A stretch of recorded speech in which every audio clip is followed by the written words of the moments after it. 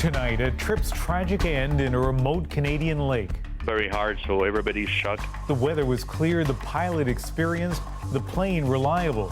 So what caused the deadly float plane crash? You know, this is a really tragic case and thankfully very rare. How a chance encounter with a bat cost a young BC man his life. What you need to know about rabies. What is your favorite season? Awards. Big recognition for Canadian comedy. Schitt's Creek is headed to the Emmys. And the star's reaction? Well, it's pretty Canadian. This is The National.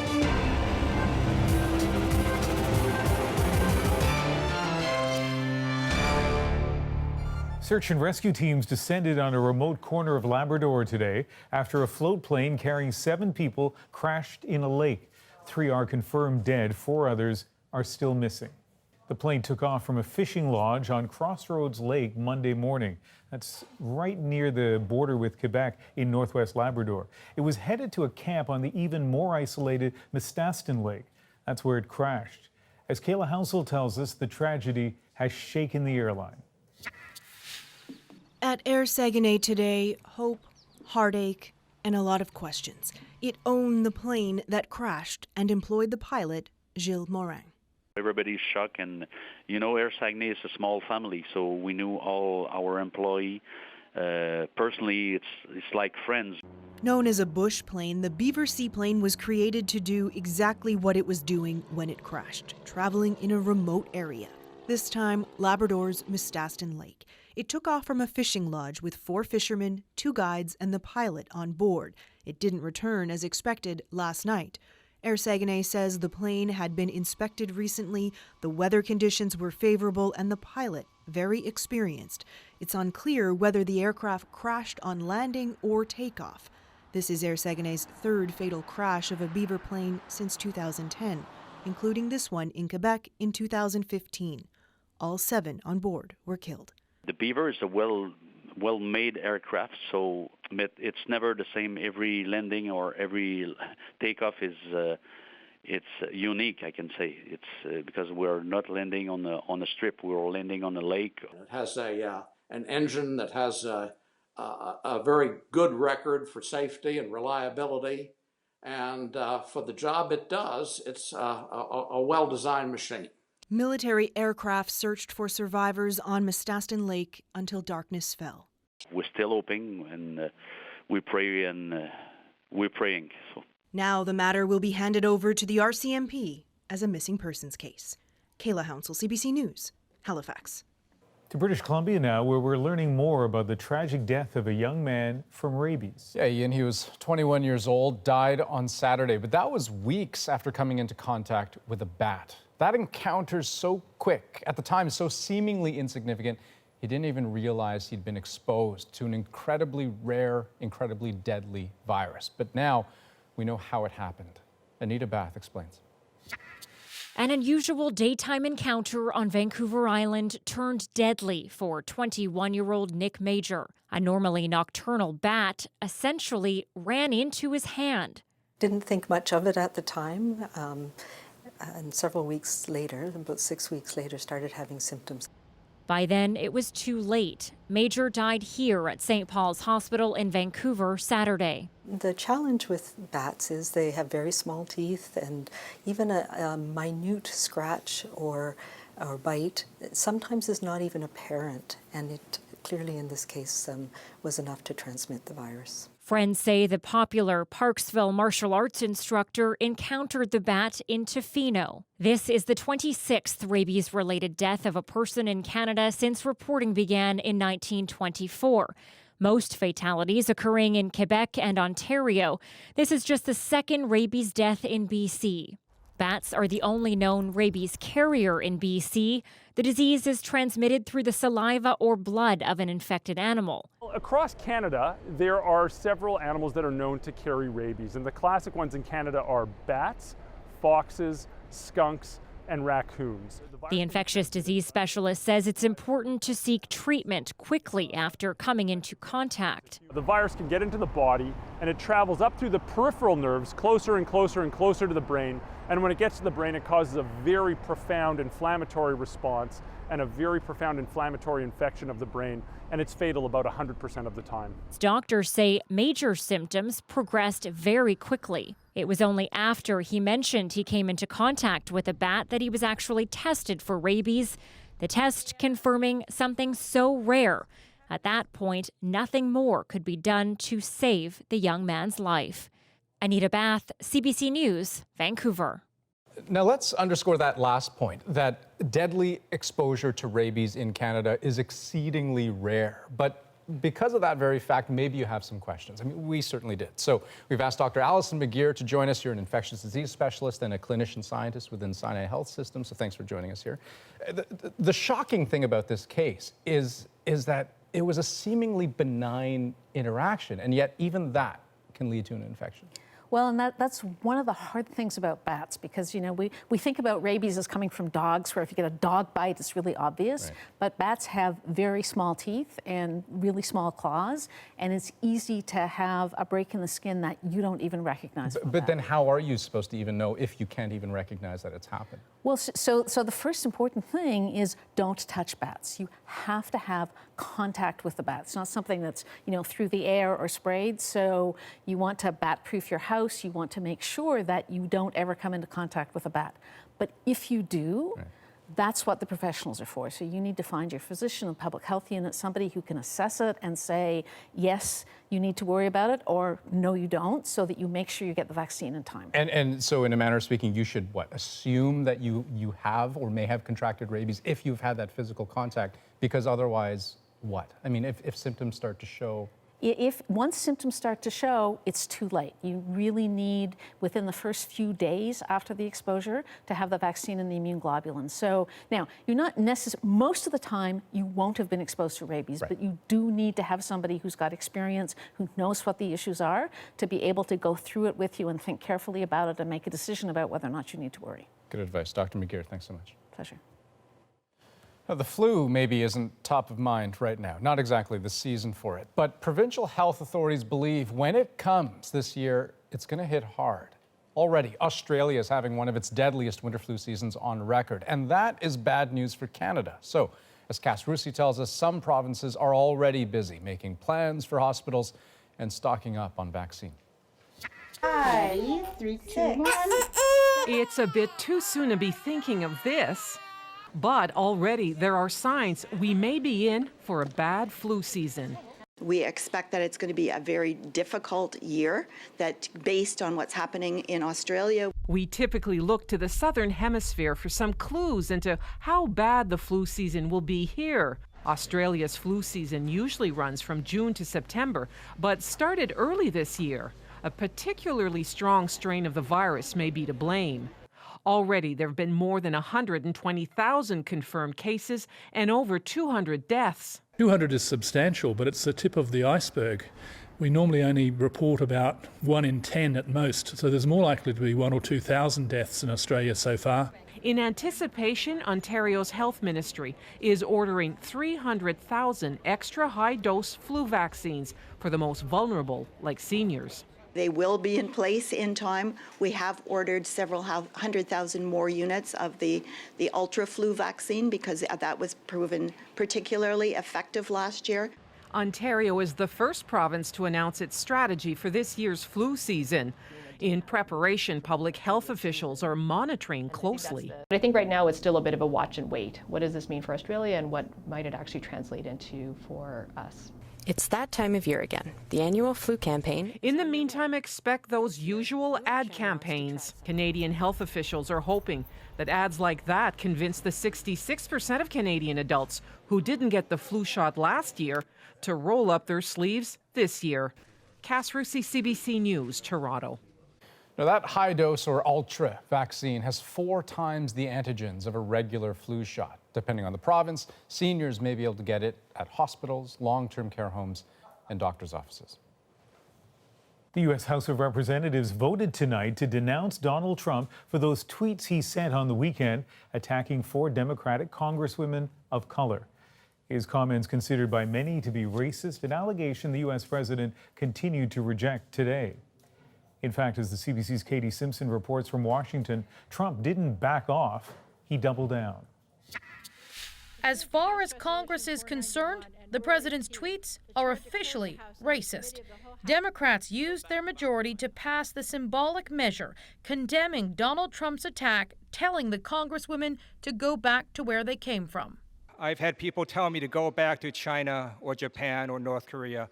That is a racist insult because it's based on race. If I was white, they would not tell me to go back to China. Republicans mostly towed the party line, although 4 supported the resolution. Senior leaders outside were careful not to criticize Trump directly. Everyone ought to tone down their rhetoric, and we ought to move back to talking about the issues. Instead of issues, the president's defenders are now embracing divisive tactics. What's your ethnicity? Why is that relevant? Advisor Kellyanne Conway repeatedly asked a reporter for his ethnicity while discussing the comments. Comments Trump was happy to personally defend again today. I think it's terrible when people speak so badly about our country. On Twitter, he added, "I don't have a racist bone in my body." Alexandria Ocasio-Cortez, one of his targets, fired back. "You have a racist mind in your head and a racist heart in your chest," she tweeted. Hang tight, stand up for your principles, don't take any crap from Trump. Howard Dean is a former Democratic presidential hopeful. He says in this bitterly divided time, his party must focus on unity and talk more about the issues than the president. Every time he opens his mouth, he reminds people why they don't like him. We do not have to remind them of that. We have to remind them about what we're going to do differently than Trump. Democrats are going to try to build momentum around this vote, even though there are no consequences for Trump. But there could be consequences for the 4 Republicans who defied the president by condemning his tweets. Katie Simpson, CBC News, Washington. Here at home, a Winnipeg woman is calling a court order today to lift a publication ban, part of her healing process. Her ex-husband was charged with breaking into her home and installing cameras in her bedroom. As Katie Nicholson reports, she's now using her experience to help other women. She first told her story from the shadows. I felt so violated. Her voice and face disguised. But Sarah Usman is done with hiding. Today, a Manitoba judge ordered a publication ban on her name lifted. For me, it's important because part of my healing revolved around telling my story. Usman's ex-husband broke into her home and installed cameras in her bedroom and living room. She alleges he recorded and shared intimate images of her with his family in Pakistan. He's now serving time for break and enter. Charges of voyeurism and distributing intimate images were stayed because of a lack of evidence. The invasion of privacy is so huge and humongous in such instances that it's actually hard to reclaim and regain your honor back. But she's trying.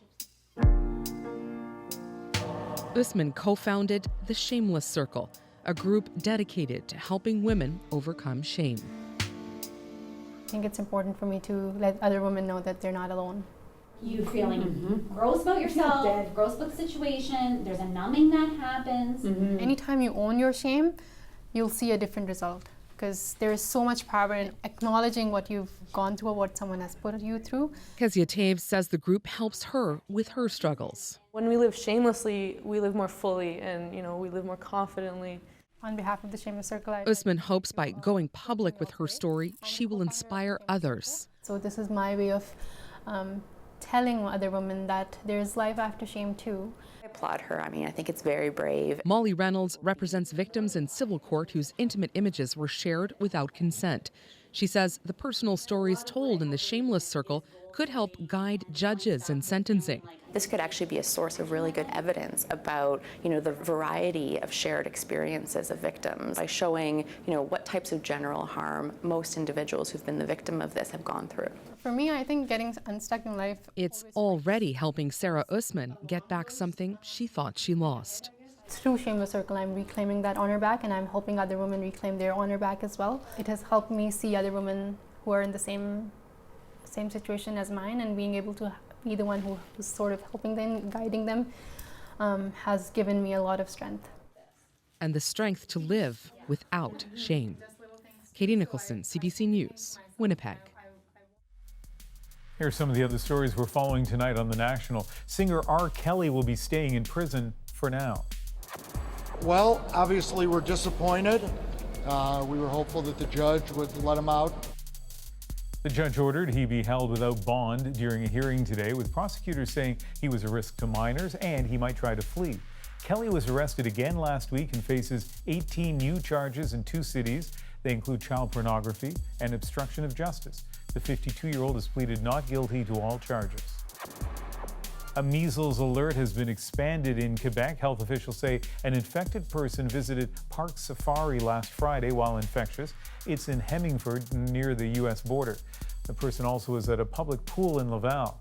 There have been 18 cases of measles in Quebec so far this year. And a major fuel spill in BC waters has led to a $3 million fine for a U.S. company. It happened in 2016. A crew member fell asleep, allowing a tugboat to run aground and sink. More than 100,000 liters of diesel and heavy oils spilled into a First Nations fishing territory. The company, Kirby Corporation, pleaded guilty to 3 counts in provincial court today. Netflix says it will remove a graphic suicide scene from season 1 of the hit show 13 Reasons Why. This 2 years after it first aired. The decision comes after researchers found a spike in teen suicides following the show's debut. But as Deanna Sumanak-Johnson explains, not everyone thinks pulling the scene goes far enough.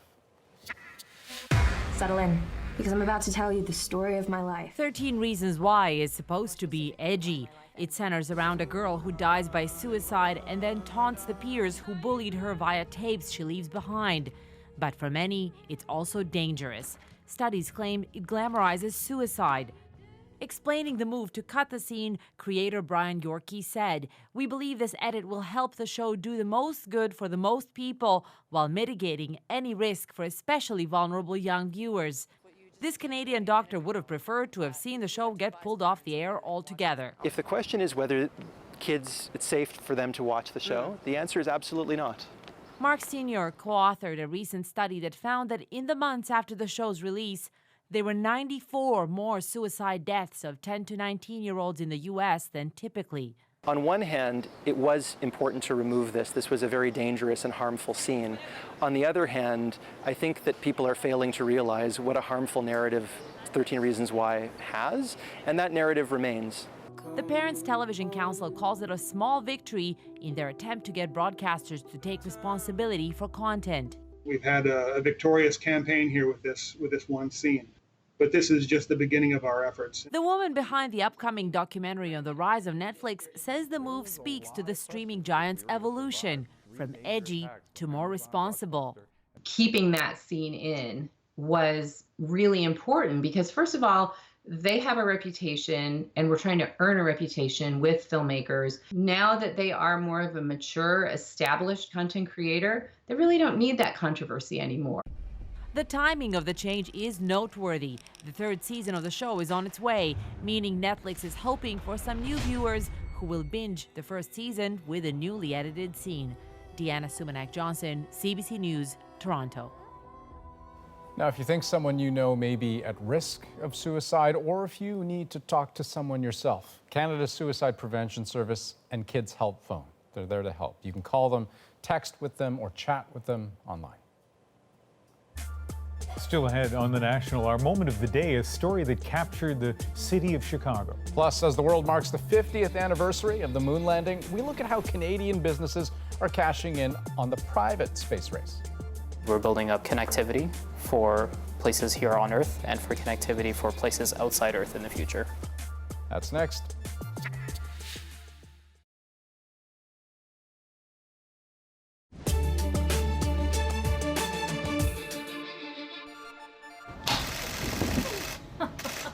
A half-century after the historic moment that captured the imaginations of entire generations of people, the spacesuit worn by the first man on the moon was unveiled today at the Smithsonian in Washington.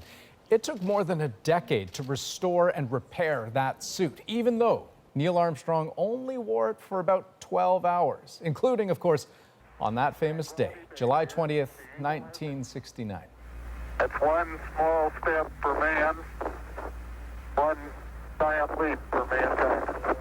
That mission started 50 years ago today. Liftoff. And to mark that anniversary tonight, part 2 of our week-long series, Moon Landing, 50th anniversary. Now, it was more than ambition and curiosity that fueled the Apollo 11 mission. Back then, it was competition between two Cold War rivals, sparking that space race. And 50 years later, as Aaron Saltzman shows us, it's something entirely different driving space travel: profits. 2, 1, 0. Liftoff. It's an Indian rocket, but part of the payload comes from a company in downtown Toronto. We're a space business, and what we do is we design, build, launch small satellites for communications. Their satellites are about the size of a loaf of bread.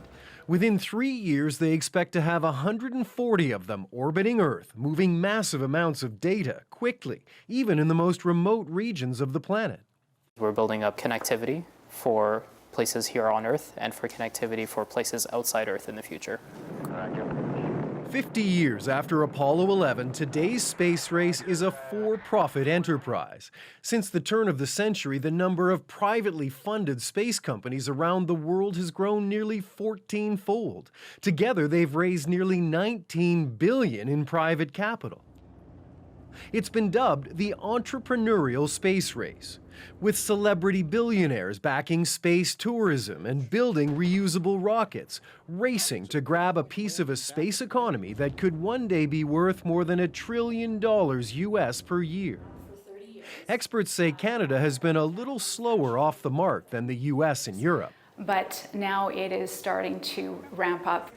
It's Canada's high-tech expertise, she says, that is driving much of the growth. Robotics, communications, Earth observation, and these areas we can demonstrate globally that we are leaders. North Star, the first commercial platform to deliver high-fidelity space situational awareness services from space. Montreal-based North Star is creating a hyper-accurate system of space-based sensors to monitor Earth's orbit and the tens of millions of bits of space junk flying around the planet. It's kind of an extraterrestrial version of an air traffic control system, needed now more than ever.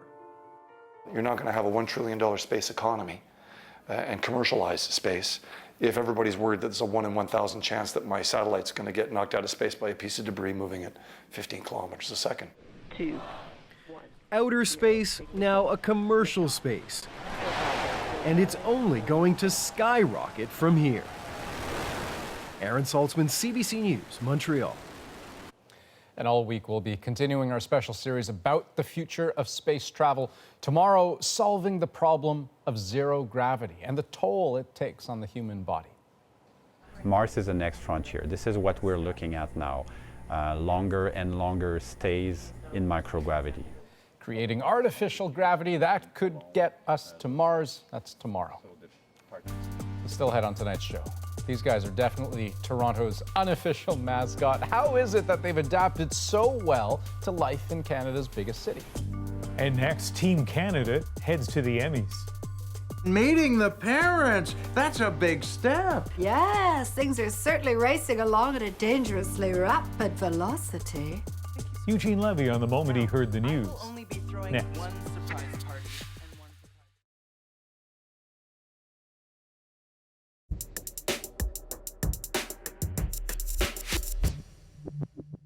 What is your favorite season? Awards. Emmy nominations are out, and some Canadian content is among the best in U.S. television. It's like 50 Shades of Johnny Rose. Shot in Ontario, commissioned by the CBC, Schitt's Creek got 4 nods, 1 for Outstanding Comedy Series. Roland and Jocelyn don't think we can take care of a kid. That's an argument I'm willing to lose. Another for its costumes. God, that's so embarrassing. You must feel ridiculous. And 2 went to its lead actors, Catherine O'Hara and Eugene Levy. Very dapper, Mr. Rose. Like the maestro of a Lebanese orchestra. CBC News reached Eugene Levy by phone earlier today and asked how it feels to be nominated. I feel absolutely, I feel tickled by it. I think it's great. I was a little shocked at my nomination. I actually didn't see that coming. I was very hopeful for Catherine getting nominated, and the fact that our show got a nomination was, you know, the icing on the cake to the whole thing for me, because the show nomination really recognizes everybody who's worked so hard to make the show what it was. This is all feeling very sketchy and last-minute-y. I've actually been organizing this for quite some time. I'm just telling you right now because I know that none of you can keep a secret. Oh, at 9 a.m. It's a little early for character assassination. The show truly is Canadian in every sense of the word, because we've had the greatest crews working on the show, and an enormous amount of writing talent and acting talent right here in Canada that have put this thing together. The Schitt's Creek cast weren't the only Canadians to get an Emmy nod. Sandra Oh is up for Best Actress for her role in the spy thriller Killing Eve, and she nabbed another for hosting an episode of Saturday Night Live. It's been a year of accolades for Oh. This spring, she was recognized at the Governor General's Performing Arts Awards. That's when she sat down with Rosemary and talked about the importance of her Canadian roots and her long road to Hollywood. Here's part of that conversation. When you think back, though, from when you got to LA and people weren't even letting you in the room and were telling you how you should look and all those things, how do you compare those moments to where you are now and where the industry is now? I remember going down there, so this is the summer of '95, and meeting this one agent. And basically, to put in a nutshell, she said, basically go back home to Canada and go get famous, and then maybe you can come down here. At that point in my career, you know, there's a lot of things that had already happened, and in what you imagine is a natural progression of a career, right? And I'm relating it to the natural progression of a white actress, that this should be somewhat of a I'm trying to go with a similar road, and someone is absolutely telling you, there's no space for you here. And I remember being so upset, because all those things that you feared was happening. Someone who has this authority is telling you all those things that are in your head that you feel, that you also do exist, are real. So you should probably just give up. So then you jump to, when did I get this job? When did I get Killing Eve? 17? Yeah, 17? Yep. And I'm reading this script, and I've talked about this before, and I actually couldn't figure out what part I was playing. Yeah, you couldn't see yourself doing it. Yeah. What does your pen? 1, 2, 3, 4. To be jarred like that it's like, oh, I think that my persona and my identity is to move us along, and how deeply I am still affected by something that one of the pieces was that meeting with that woman in 1995. So that's where I feel like progress is slow, because really it has to be internal. Yeah. It really, I feel it has to be so deeply internal. It's what we are able to give and teach the next generation, because there's just too much history and unconscious history that we are not necessarily in control of. So when you got that job, because I mean you were very well, I mean you're very well known here, obviously, but Grey's Anatomy opened up a whole other world to you. But then something happened with this program, I would say, where you sort of, I don't know, what would you say? What would you say? No, because when you're saying something happened, what do you mean by that? I don't know. I think it was an unexpected place to see you. I think that's. Or how? Because you were sort of kicking ass a little bit. And two women in those roles kicking ass was sort of surprising to me. I don't know, is that? what what you were going for? No, the only thing that matters is really what I was interested in. Yeah. And that's like the beautiful and the precious, and the part of the work of being an artist is to be selfish like that. And as long as it feels truthful, you know, you go in full force. Right. As well with the comedy. You know, because it's not necessarily that the comedy is easier to do at all. At all. No, I wouldn't think so. You know, I sometimes wouldn't it's think just so. like, oh, we're not getting it, or you're not actually, and you know when you get it or you don't. So that's a good segue into SNL, where as a host of CBC's The National, I was very happy to see you in the T-shirt. Did you? I was just We were all like, yes. I was like, oh, you know, I noticed particularly, you know, Don Cheadle was wearing, like, making a choice of what he's going to wear. Yeah. Like, what are you going to kind of transmit out there? And I was like, okay, I have three opportunities. What am I going to do? I'm going to do a shout out to my Canadian peeps. That and was I'm going to shout good. out to my Asian Yeah, peeps. yeah. And yes, that was. And I just thought, no one's going to really know this unless you're from Canada. The game is simple. Each of you will get one of these marshmallows. You can eat it at any time, but whoever lasts longer will get a second.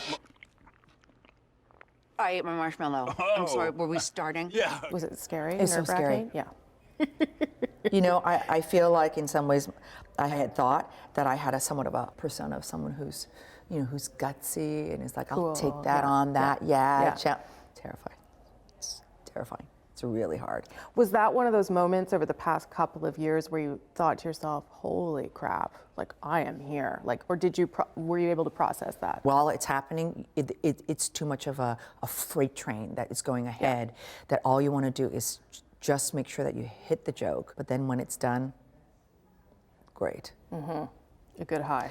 The high is so high.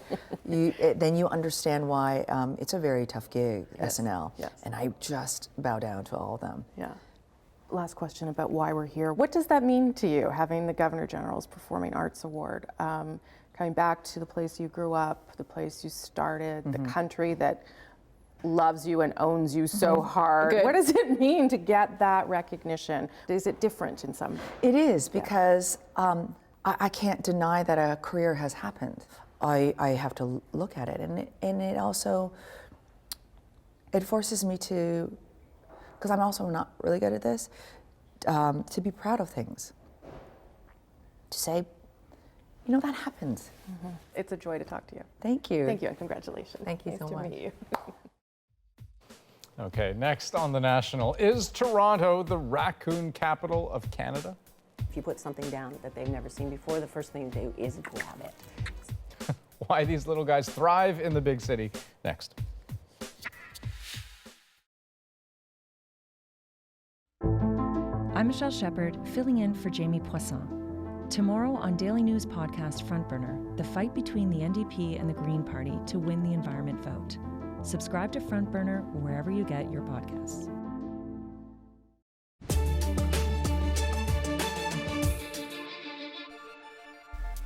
We are live on The National. Facebook faced a grilling from U.S. lawmakers today over the company's plan to launch its own digital currency.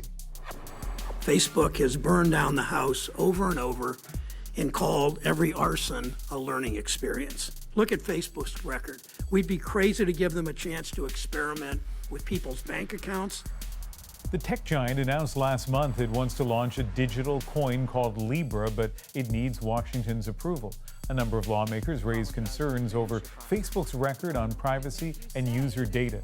Previously, the company has been criticized for not doing enough to prevent Russian interference in the 2016 election.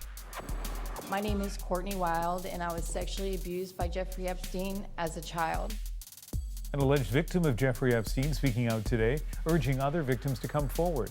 The billionaire is currently in prison, charged with sex trafficking dozens of underage girls. He's pleaded not guilty. Yesterday, he asked a judge to be placed under house arrest in his New York residence. The judge likely to hand down that decision on Thursday.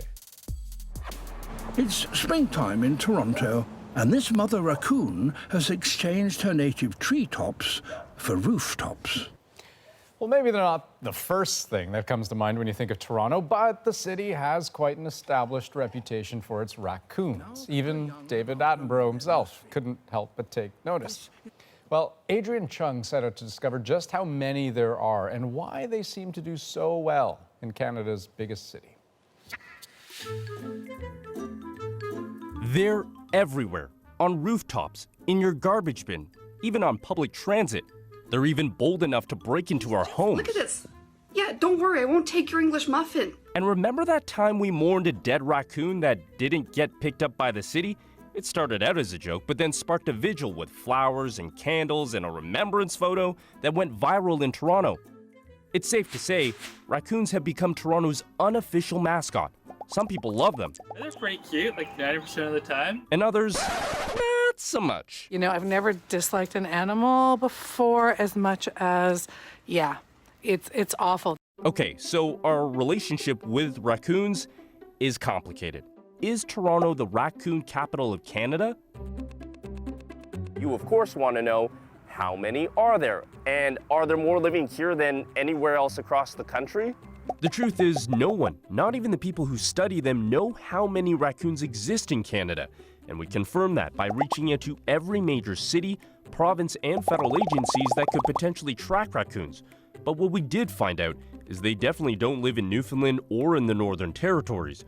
Biologists say the only time they track animal population is if they're diseased or going extinct. The closest number experts have come to is 100 raccoons per square kilometer in Toronto, but that's an estimate. Actually, people often say Toronto is the raccoon capital of the world. I think we should claim that title. I'm Dr. Suzanne McDonald. I'm a professor at York University, and I study animal behavior. It's a glamorous life I lead that I actually measure dead raccoons. I've actually heard that Toronto is the raccoon capital of North America. My name is Brad Gates. My company is Gates Wildlife Control.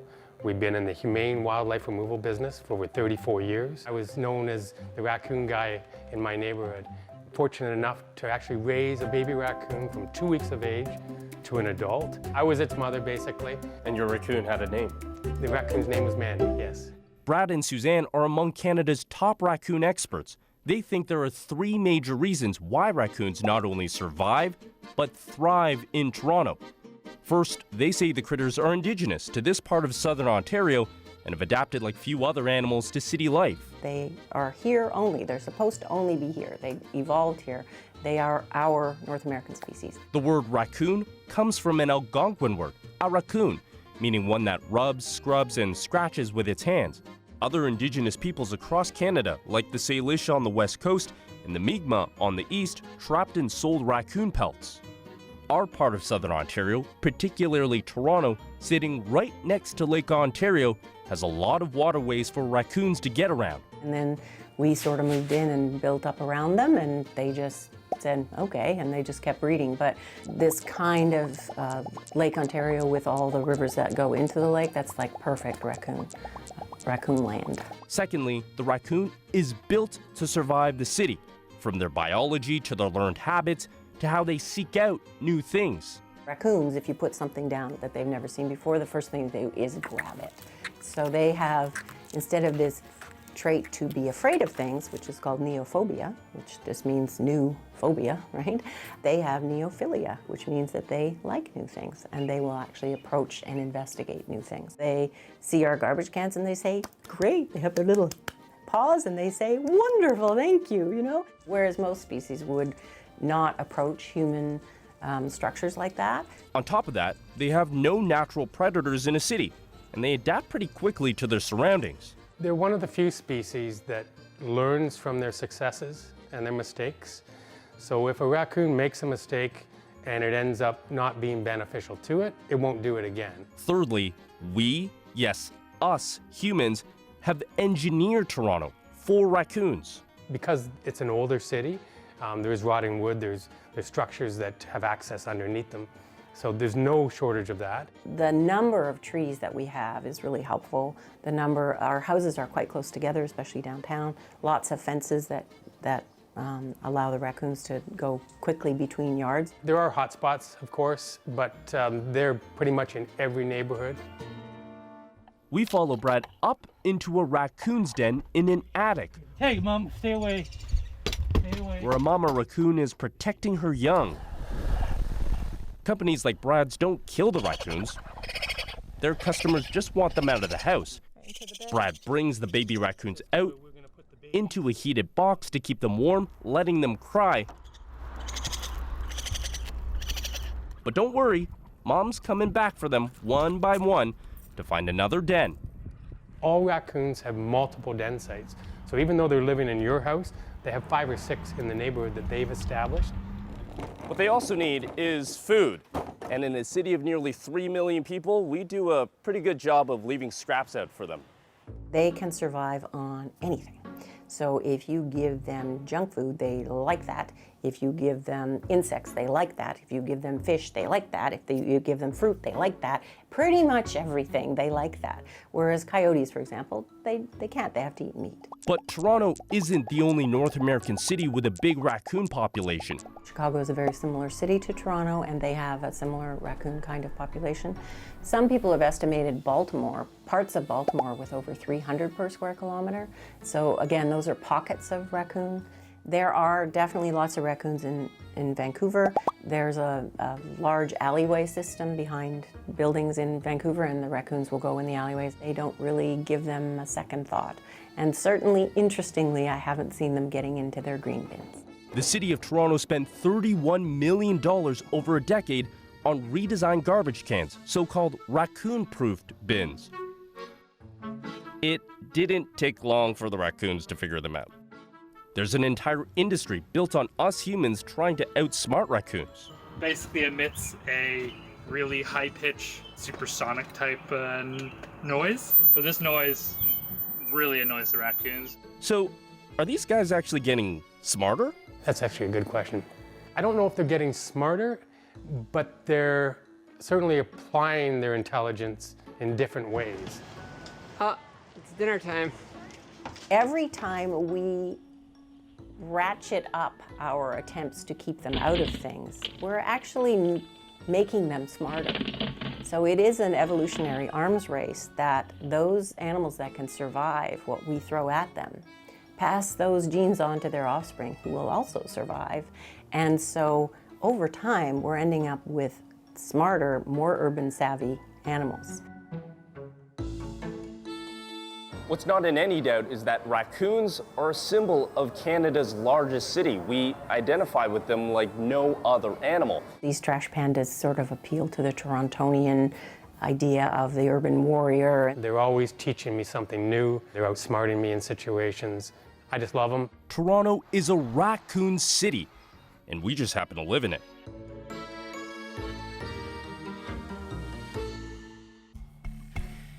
Next on The National, we stay on the animal theme. Chicago's elusive celebrity finally emerges. Saw his eye shine and caught him on the fishing rod. White people there are happy to say see you later to this alligator. Yeah, I said it. Next in our moment.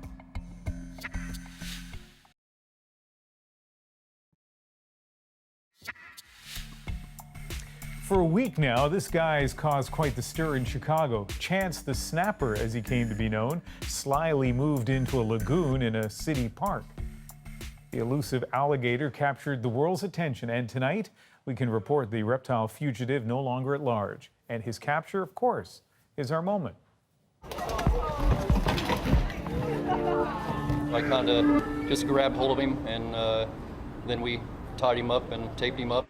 Chance the Snapper was first spotted last Tuesday, and park officials spent days laying down traps, closing down the park, even telling people to keep quiet, hoping to lure him out of hiding, all to no avail. The city finally decided not to take any more chances on Chance, hiring an expert, Frank Robb from Florida, to nab the 5'3", 40-pound gator.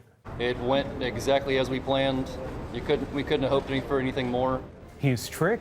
Reeling him in with this fishing rod. I saw his eye shine and caught him on the fishing rod. Once we were able to see him, it was one cast and done. Chance the Snapper, by the way, named after Chicago's Grammy-winning hip-hop artist Chance the Rapper. The human Chance seemed to approve, retweeting pictures of his reptilian namesake. Gator Chance now headed to an alligator sanctuary. As for Rob, well, his work here is done. You're a gator whisperer. I'm not sure about that. So no one really knows how the alligator got there in the first place. One of the theories, maybe it was an exotic pet that was, let go after it had gotten a little too big. Chance the Snapper, funny name. There are other funny names that were in contention, apparently, in this contest to name him. Ruth Gator Ginsburg, Croc Obama, and Frank Lloyd Bite. Glad they chose the one they did. I think they made the right choice. Another cautionary tale, by the way, our producer Phil, who put together this entire package, also pointed out to us that in Tennessee, a warning tonight for people not to flush their drug paraphernalia down the toilet because they're worried the gators there might become meth gators. Scary. Think about that for a second. Okay, that's enough gator stuff for the entire week on The National. That is the program for July the 16th. Good night. Good night.